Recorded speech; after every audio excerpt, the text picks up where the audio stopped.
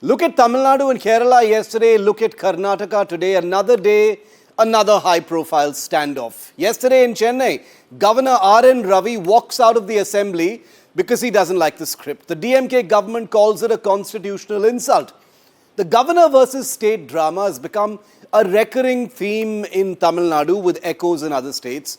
But it is by no means exclusive, as I just said, to the poll-bound state. You're well aware, viewer, of unnecessary friction between governors and state governments in Bengal, Kerala, Maharashtra, Delhi, and elsewhere.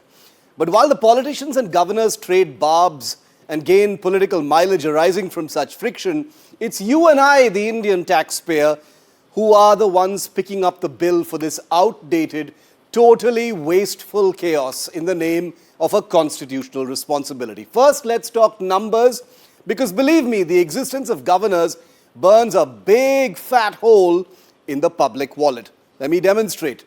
Did you know, for instance, we pay an average of 3.5 lakh rupees per month per governor across 28 states? That's about 11.7 crore rupees just in basic pay for governors and lieutenant governors.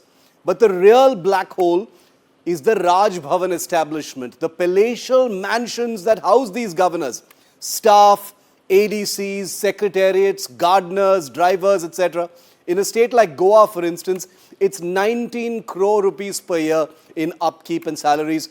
Don't even ask about Maharashtra. In some larger states, it can go as high as 50 to 70 crore rupees annually.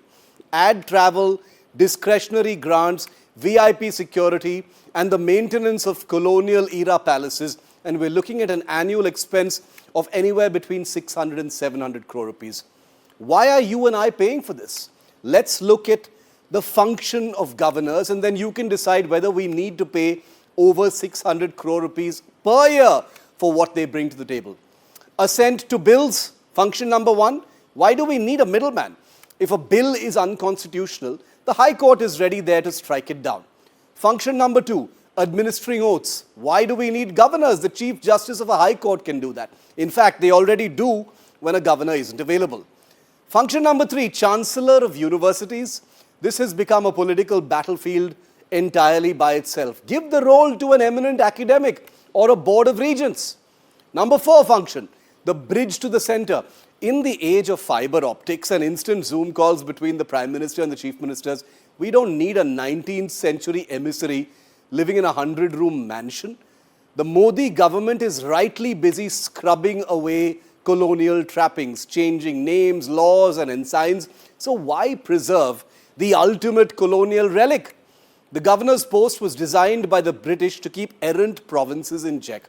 In the last few decades, it's become a post for pliable, mostly servile emissaries to frustrate elected mandates while pretending to represent the President of India.